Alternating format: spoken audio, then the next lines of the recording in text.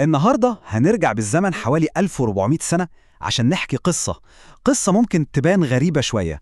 قصة عن عقلية اقتصادية عبقرية قدرت تبني ثروة مش بس عاشت لقرون، لا دي لسه بتنمو وبتدخل فلوس لحد اللحظة اللي بنتكلم فيها دي. القصة دي عن المستثمر الخالد. السؤال ده مش خيال علمي ولا لغز من ألغاز التاريخ اللي ملهاش حل. دي حقيقة. في شخص استثماراته وثروته فضلوا عايشين بعده بقرون طويلة. يا ترى مين هو المستثمر ده وإيه السر أو الاستراتيجية اللي خلت ثروته خالدة بالشكل ده؟ ده اللي هنكتشفه مع بعض. المستثمر الخالد هو سيدنا عثمان بن عفان، ثالث الخلفاء الراشدين.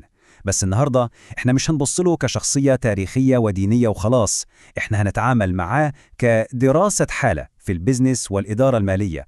هنحلل سوا عقليته الاقتصادية اللي سبقت عصرها بمراحل. عشان نفهم أي مستثمر لازم نفهم البيئة اللي كونته.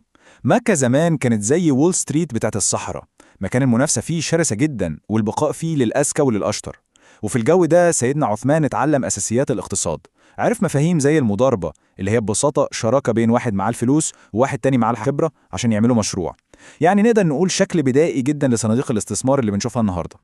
اللي كان بيميز عثمان مش بس إنه كان فاهم السوق، لا ده كان عنده دستور خاص بيه في البيزنس، مجموعة قواعد أو تقدر تقول شفرة سرية كده كانت بتحكم كل قراراته. تعالوا نفك الشفرة دي مع بعض. الخمس قواعد دول هم الخلاصة بتاعة فكرة الاستثمار.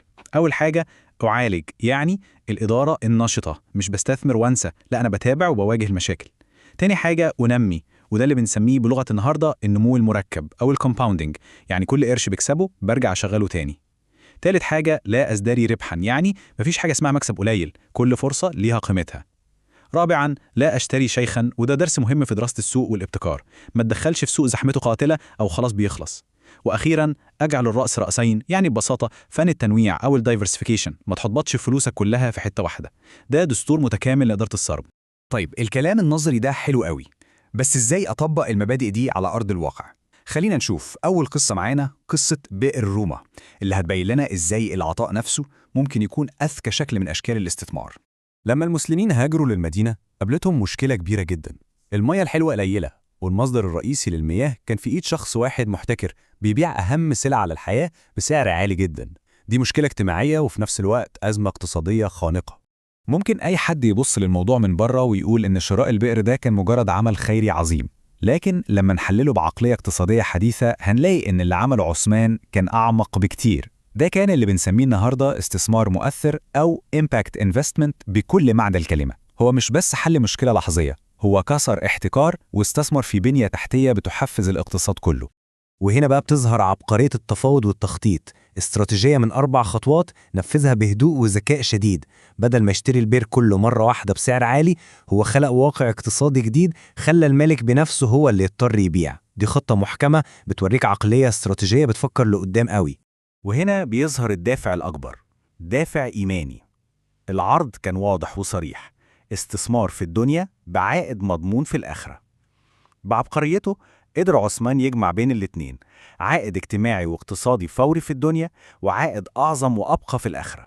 فكرة الصفقة دي ما كانتش بس في قصة البئر، لا دي كانت فلسفته كلها. وده بياخدنا لموقف تاني هنشوف فيه ازاي كان بيتعامل مع استثماراته كصفقات مع جهة العائد فيها مضمون وأضعاف مضاعفة. الموقف كان خطير جدا، الدولة لسه بتبدأ والموارد قليلة وفي خطر بيهددها. أي تاجر عادي في وقت زي ده كان هيقول لأ، أنا خاف على فلوسي واحتفظ بيها. لكن عثمان شافها بشكل مختلف تماما، شافها فرصة للاستثمار المباشر في استقرار وأمن الدولة اللي بتحمي ثروته وتجارته أصلا. مساهمته كانت ضخمة بشكل لا يصدق. بدأ بتجهيز 950 جندي بكل معداتهم، وكمل عليهم ب50 حصان عشان يوصل العدد ل1000. وما سكتش على كده، جاب 1000 دينار من الذهب، وده كان مبلغ ضخم جدا وقتها، وحطه قدام النبي. دي لوحدها كانت مساهمة غيرت موازين القوة وخلت الجيش يقدر يتحرك. رد فعل النبي كان شهادة بقيمة اللي عمله، كانت إشارة إن عثمان وصل لمرحلة من العطاء خلته في مكانة تانية خالص. ببساطة هو استثمر في حماية النظام الاقتصادي اللي هو نفسه كان بينجح ويكبر جواه. تخيلوا معايا المشهد، المدينة كلها بتعاني من الجوع والناس في أشد الحاجة للأكل، وفجأة بتوصل قافلة عملاقة، أكبر قافلة في المدينة، ملك لشخص واحد ومحملة بأغلى كنز وقتها، الأكل.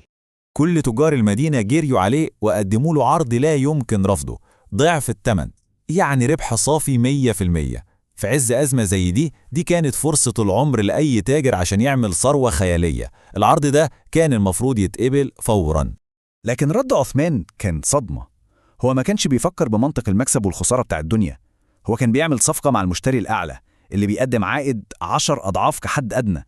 واللحظة الحاسمة إنه اختار التأثير في المجتمع على الربح الشخصي الضخم، وده بيورينا إن الثروة بالنسبة له ما كانتش هي الهدف النهائي، دي كانت مجرد أداة عشان يحقق بيها أهداف أكبر وأهم. ودلوقتي نرجع تاني للسؤال اللي بدأنا بيه، إزاي استثماراته لسه بتضر دخل لحد النهاردة؟ الإجابة في فلسفته كلها اللي شفناها. الإجابة في النظام اللي هو أسسه. بئر الروما اللي اشتراه اتحول لوقف أو انداومنت. الأرض اللي حوالين البئر بقت مزرعة نخيل باسمه، نص الأرباح بتاعتها بيروح للأيتام والمساكين.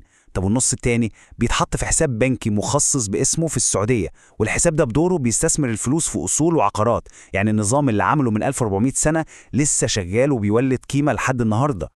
وفي النهاية قصة سيدنا عثمان بتعلمنا إن الثروة الحقيقية مش مجرد أرقام في حساب بنكي. الثروة الحقيقية هي نظام متكامل للنمو وللتأثير الإيجابي. وده بيسيبنا مع سؤال مهم جدا: هل الثروة هي الهدف نفسه، ولا هي مجرد أداة عشان نسيب بيها أثر دايم في المجتمع؟